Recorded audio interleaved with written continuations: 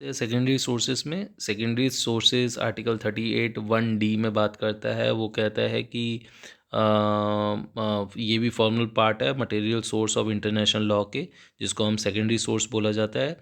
ये judicial decisions बोले जा सकते हैं, टीचिंग्स बोले जाते हैं जो हाईली क्वालिफाइड पब्लिसिस्ट है अलग अलग नेशंस के, जो कि जिन्होंने गाइड किया है फॉर्मिंग ऑफ इंटरनेशनल लॉ के लिए।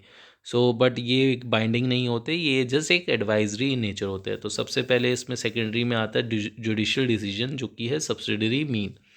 सो इसमें क्या होता है, court is authorise to apply previous decision of the court which are also known as the evidence of international law. So previous decision को कोर्ट की मर्जी है एट्स इट्स ओन डिस्क्रिशन, वो इसको कर भी सकती है अप्लाई, और नहीं भी कर सकती। इनको क्योंकि एग्जेम्पशन मिली हुई है सेक्शन आर्टिकल 59 में ऑफ द स्टैट्यूट में, वेयर विच जो बोलता है कि previous decision of the court can only guide the court, it is not binding on the court. तो इसका मतलब यही है कि जो पुराने केस लॉज है उसमें वो कोर्ट बाउंड नहीं है, पास डिसीजन के बेस पे उसको फोर्स नहीं किया जाता, और रिस जुडिकाटा और advisory opinion to substantiate current case as authoritative evidence of legal position. ICJ इसमें बहुत इंपॉर्टेंट रोल प्ले करती है लॉ मेकिंग प्रोसेस को through its advisory opinion, case law and जज रूल। जुडिशियल डिसीजन जो court होते हैं वो इनकम्पासिस इंटरनेशनल आर्बिट्रेशन अवार्ड्स और ruling of national courts. 16th next topic है हमारा दूसरा सेकेंडरी सोर्स ऑफ लॉ, जो कि है juristic writings and teachings.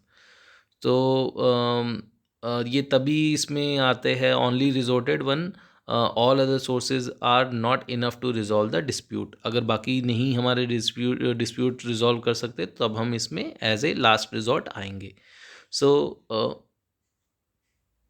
other major part of this source also include the teaching of highly qualified writers such as Grotius, Gentile, Vettel, जो कि supreme authorities of international law रहे हैं इन 18th और 16 से लेकर 18 सेंचुरी तक।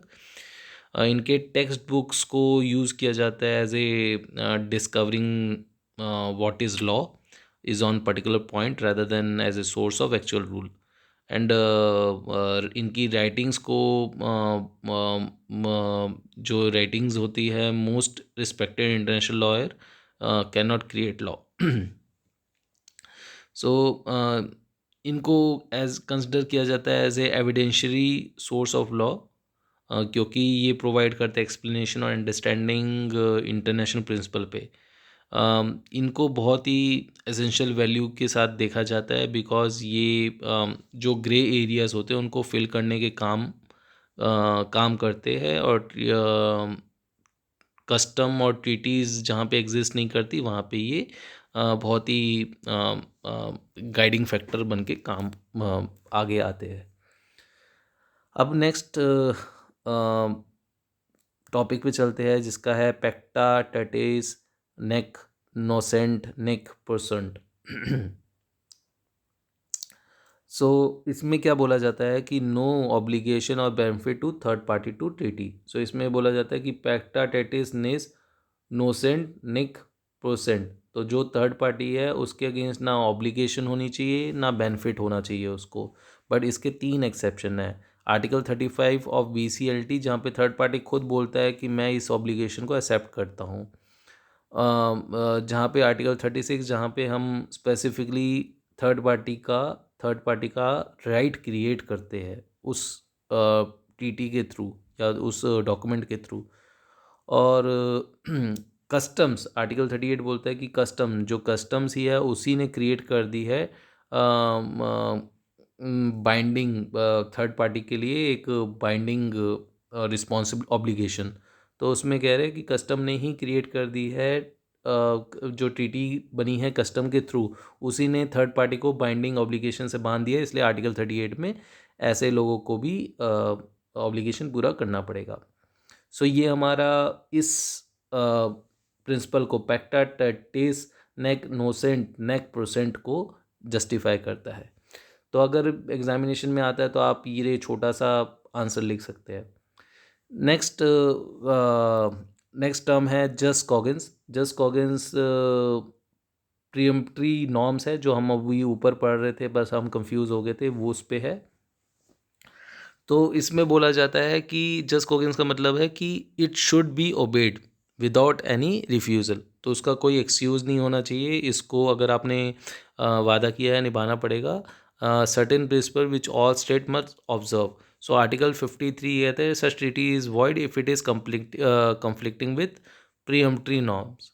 और 60 आर्टिकल 60 कहता है new peremptory norms of general international law existing treaty will become void and terminates when new peremptory norms are effective.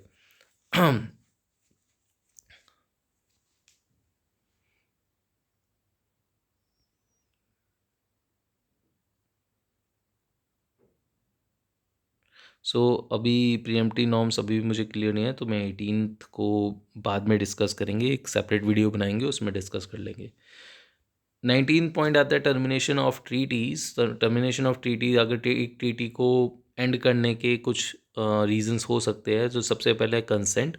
हम दोनों आर्टिकल 54 के थ्रू, BCLT के आर्टिकल 54 के थ्रू हम कंसेंट, एक दूसरे की कंसेंट के से ट्रीटी बंद कर दे। डिनंसिएशन ऑफ विड्रॉल। सो विड्रॉल कर ले, एक दूसरे विड्रॉ कर ले कि हाँ, एक बंदा अगर विड्रॉ कर गया तो उसको माना जाएगा कि वो पार्टी टू ट्रीटी नहीं है। Concluding another treaty. सो हमने क्या किया, एक और ट्रीटी बना दी आर्टिकल 59, जिसमें तो पहली वाली जो ट्रीटी थी वो उसको बंद हो गया, वो ऑटोमेटिकली टर्मिनेट होगी। Article 60 material breach. अगर किसी ने, एक बंदे ने आर्टिकल के ट्रीटी के अगेंस्ट कुछ काम कर दिया तो उसको मटेरियल ब्रीच के बेसिस पे हम कहेंगे टर्मिनेट होगी जी ट्रीटी हमारी। फिर उसके बाद 61 में, आर्टिकल 61 में जहाँ पे एक पार्टी के लिए या दोनों पार्टीज़ के लिए या मल्टीपल पार्टीज़ के लिए जो कि कॉन्ट्रैक्टिंग पार्टी टू ट्रीटी है, उनके लिए इम्पॉसिबल हो गया परफॉर्मेंस करनी, तो इसलिए उस केस में भी 61 आर्टिकल के थ्रू टर्मिनेट माना जाएगा। प्रोविज़न ट्रीटी के अंदर ही प्रोविज़न कर दी है हमने कि ट्रीटी में पर्टिकुलर सर्कमस्टांसिस या कंडीशन या पर्टिकुलर चीज़ पे या डेट पे ये ट्रीटी टर्मिनेट हो जाएगी, तो उस केस में भी ऑटोमेटिक टर्मिनेट हो जाता है। आउट ब्रेक ऑफ वॉर, लड़ाई शुरू होगी तो वहाँ पे कहाँ पे ट्रीटी काम आएगा। Just Coggins. जस्ट कॉगिन्स अभी हमने ऊपर पढ़ा है। प्रीएम्प्टरी नॉर्म्स, जहाँ पे जहाँ पे ये हम पढ़ेंगे एक बार, फिर से हम कवर करेंगे। जस्ट कॉगिन्स में भी टर्मिनेट ऑफ ट्रीटी हो जाएगा। और रिबस सिक्स स्टैंडर्ड्स। सो जहाँ पे रिबस सिक्स स्टैंडर्ड्स का मतलब है चेंजेस, कुछ सर्कमस्टांसिस में ही कुछ ऐसे बड़े चेंज हो गए हैं कि अब उसको ट्रीटी को फॉलो करना इम्पॉसिबल हो गया है, तो ऐसे केसेस में भी ट्रीटी को टर्मिनेट माना जाएगा। तो फिर से हम एक बार रिपीट कर लेते हैं। कंसेंट, एक दूसरे की मर्जी, आर्टिकल 54। आर्टिकल 56 डिनंसिएशन और withdrawal. Article 59 concluding another treaty. Article 60 material breach. 61 impossible of performance. 61 impossible of performance. फिर उसके बाद प्रोविजन, ट्रीटी में ही कोई प्रोविजन डाल दिया, provisions of treaty according to provisions of treaty. Outbreak of war, jus cogens, rebus sic stantibus, changes in circumstances. आते हैं next topic पे, जो कि है क्लाउसुला रिबस सिक्स स्टैंडिबस, जो अभी हमने ऊपर पढ़ा है, आर्टिकल 62 ऑफ VCLT। तो हम यहाँ पे कहते हैं due to fundamental change of circumstances treaty impossible to operate. तो अगर कुछ ऐसा फंडामेंटल चेंज हो गया सर्कमस्टांसेस में जहाँ पे ट्रीटी ऑपरेट ही नहीं कर सकते, वहाँ पे इम्पॉसिबल टू ऑपरेट है, इसलिए टर्मिनेट ट्रीटी माना जाता है। नेक्स्ट टॉपिक में आते हैं डिप्लोमेटिक एजेंट्स। बहुत ही इंपॉर्टेंट टॉपिक है, ध्यान से सुनिएगा डिप्लोमेटिक एजेंट्स के बारे में। डिप्लोमेटिक एजेंट्स डिप्लोमेसी एजेंट्स हम उनको कहते, उन पर्सन को कहा जाता है who reside in foreign country as a representative of country by whom they are dispatch. तो हमारी कंट्री को ये रिप्रेजेंट कर रहे हैं, फॉरेन कंट्री में रिप्रेजेंट कर रहे हैं, हमारी कंट्री को डिस्पैच कंट्री बोला जाएगा, और जहाँ पे ये रह रहे हैं वहाँ रिसीविंग कंट्री बोला जाएगा।